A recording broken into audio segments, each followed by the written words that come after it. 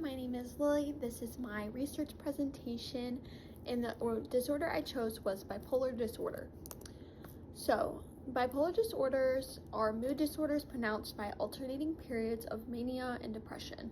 The symptoms of bipolar 1 are a period of abnormal and persistent irritability and abnormal and persistent goal-directed energy and activity lasting at least 1 week and present most of the day, every day. During the periods of mood disturbances, as well as increased energy or activity, 3 or more of the following are present significantly and show a large change from typical behavior. Low self-esteem, lower need for sleep, more talkative, a need to talk more, racing thoughts, attention shifts, easily distracted, increase in goal-centered activities, socially, work, school, or sexually, or increase of non-goal-oriented activity, increase in risky behavior, impulsive behavior, and behavior that could lead to extreme consequence. So, the symptoms of bipolar 2 are: criteria must be met for at least 1 hypomanic episode and at least 1 major depressive episode. There has not been a manic episode, there at least 1 hypomanic episode, at least 1 depressive episode. Their symptoms are not caused by or occurring during another psychiatric condition like schizophrenia, schizoaffective disorder, schizophrenic-form disorder, delusional disorder, or other psychotic disorders. The symptoms of depression or the uncertainty caused by alterations often between periods of depression and hypomania cause copious amounts of stress or impairment in social, occupational, and other areas of functioning. So that was the symptom I chose and the disorder I chose and the symptoms of bipolar 1 and bipolar 2. And now I will get into my first article. Alright, now I will be talking about my first article, which was entitled Diagnosis and Management of Bipolar Disorders. So, in this article, it discusses how bipolar is diagnosed, the effects of bipolar and how it manifests in people's lives, and the treatment options of bipolar. The most effective being the drug lithium, and clinical approaches to treatment and further research regarding bipolar disorder. So, now I'll be talking about how bipolar is typically diagnosed and people with bipolar, the traits they have, and some of the effects. So, bipolar disorder is typically treated in 2 steps. First, clinicians diagnose the mood episode, which is either hypomania, depression, or mania, and they diagnose the actual disorder. But the hardest cases to treat are when patients are experiencing multiple mood disorders at once. Bipolar is also often misdiagnosed, and they miss the chance of early intervention. Bipolar typically affects 2% of the population and begins in young adulthood. Early identification of bipolar shows that adolescents possess anxiety, attention and disruptive disorders, and teenage years display depression and sleep disturbance. These symptoms individually lack the specificity needed to predict bipolar early on, and combined clinical factor models show modest predictability but need further research. Manic episodes can range from a classic presentation to more subtle and atypical symptoms, making it very hard to diagnose. Screening tools are typically used to diagnose manic episodes like mood disorder questionnaires, hypomania checklists, and clinical interviews. Clinical settings, however, reveal high rates of schizophrenic diagnosis in Black individuals compared to bipolar disorder. These disparities stemming from higher rates of comorbid conditions, socioeconomic challenges, symptom presentation, and bias among clinicians. Biologically, bipolar runs in families, and the major focus of environmental studies in bipolar have been on traumatic and stressful life events in early childhood. Now I will be talking about approaches to bipolar, the first being pharmacological approach, pharmacy approaches. I'm just going to say that, to bipolar include large-scale randomized controlled trials, which have focused specifically on bipolar depression, and these trials are mostly funded by very large pharmaceutical companies, and they emphasize second-generational antipsychotics, and newer anticonvulsants. There are 5 different current antipsychotics that the FDA has approved, and all of them have different side effects and cost. When treating acute mania/depression, the goal with medication is to prevent future episodes and minimize subsyndromal symptoms. Lithium was consistently effective for maintenance, as well as lamotrigine. From a psychotherapeutic approach, cognitive behavioral therapy, interpersonal therapy, and mindful-based strategies are shown to improve subthreshold symptoms and reduce recurring episodes. that does not entirely treat the disorder, but it can help subside those effects. And some of the emerging areas of focus are psychosocial functioning, occupational performance, and cognition. Some neurological approaches include electroconvulsive therapy, which is very highly effective in treating depression. However, this type of treatment is very limited in health centers. All of these treatments are very limited, and some are not even fully researched yet, but repetitive transcranial magnetic stimulation is also shown to help depression, and transcranial direct current stimulation is in the process of being studied and is in trial and needs future research, but is being considered for depression treatment. And then some other emerging approaches to treating bipolar are some new antipsychotic drugs that are currently being researched, which is antisolpride and bifeprunox, I think. Some antidepressants are also in trial, like ketamine, dextromethorphan, bupropion, and zuranolone, I think. Those are very long words, but I think I said them right. And some antidepressants are also, from the table of the FDA treatment of bipolar, the main effective drug was shown to be lithium in maintenance treatment or moderate symptoms, and then drugs like quetiapine, lurasidone, and caprizine are also effective, but in mainly severe symptom cases. So that was shown from the table of the effectiveness of drugs from the FDA. So now I'll be talking about treatment resistance and considerations and precision medicine. So in bipolar, suicide risk is very high. 50% of people with bipolar experience suicidal thoughts, and the stressors are mainly depression and mixed episodes, substance use, and psychological stressors. And some treatment implications are lithium, which have anti-suicidal properties and are supported by meta-analysis, and some treatment risk of treating bipolar 2 were greater antidepressant use and a rapid risk of rapid cycling or instability. Lithium and lamotrigine show efficiency and promising results to this, and psychotherapeutic approaches are also helpful to bipolar 2.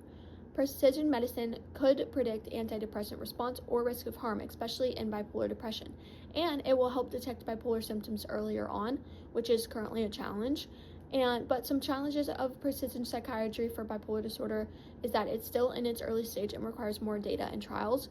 But in future research, genome, digital, and clinical data could improve predictive models, and focusing on real-world implication on patients can improve outcomes of future long-term trials in upcoming, trials and data.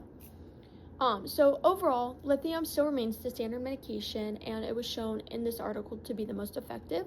However, treatment resistance can lead to a higher suicide rate and medical comorbidities, and there's a limited understanding of biological development of bipolar disorder, so those are some things that we could focus on moving forward. And advances in omics and digital phenotyping could enable precision psychiatry approaches, and more neuroimaging can also help personalized interventions. The future of bipolar disorder is hopeful to invest in care models, precision psychiatry, functional medicine, therapies, multidisciplinary teams, and scalable interventions. So that was my first article. All right, I will be talking now about my second article that I researched, and it was called Bipolar Disorders in DSM-5, The Strengths, Problems, and Perspective. So this article critiqued and broke down the changes in DSM-5 diagnostic criteria for bipolar disorders that have been made. It showcased qualities of improvement as well as limitations and how bipolarity is now classified. The main issues that they saw was that there's an underdiagnosis of bipolar and an overuse of vague, not otherwise specified categories. However, positively, the DSM-5 introduced mixed states, short-duration depressive episodes, and subthreshold bipolar symptoms. So now I'll be talking about the underdiagnosis of bipolar disorders, touching on hypomania and mania, as well as other specified and related disorders. So despite the updates in the DSM-5, there's still a lot of misdiagnosed and underdiagnosed patients, the most underdiagnosed being major depressive disorder, with hidden bipolar forms being estimated about 40%. Most hypomania cases did not have systematic screening, which leads to the DSM-5 to fail to detect some of the bipolar cases and leads to misdiagnosis of major depressive disorder. Mania and hypomania in adolescents often occur separately from depression. In children, it may not be correlated with bipolar disorder. In adults, some mood symptoms get underreported and recognized, leading to underdiagnosis. Other specified bipolar and related disorders include categories that are used when criteria does not meet bipolar 1, bipolar 2, or clyothomic disorder. I don't exactly know how to say that one, but it is, I'm pretty sure, cyclothymic disorder. The DSM-5 outlines some examples such as short duration hypomania, which lasts 2 to 3 days, hypomania with insufficient symptoms, clyothomic, I think, like symptoms in a comorbid condition, hypomania co-occurring with dysthymia. Alright, so now we're going to look at some changes in criteria in the DSM-5 and also how they touched on the bridge study. So some notes about the criteria of the DSM-5 were that it is now possible to specify both depressive disorders and bipolar disorders with mixed features. And the definitions of manic and hypomania episodes have rapidly changed. The article said that DSM-5 classifies some patients as having subthreshold bipolar disorders who would have formerly been diagnosed with manic episodes or bipolar 1 and 2 disorders. The DSM-5 now also provides new formal criteria for substance/medication-induced bipolar and related disorders. The DSM-5 now includes such episodes if they continue beyond the psychological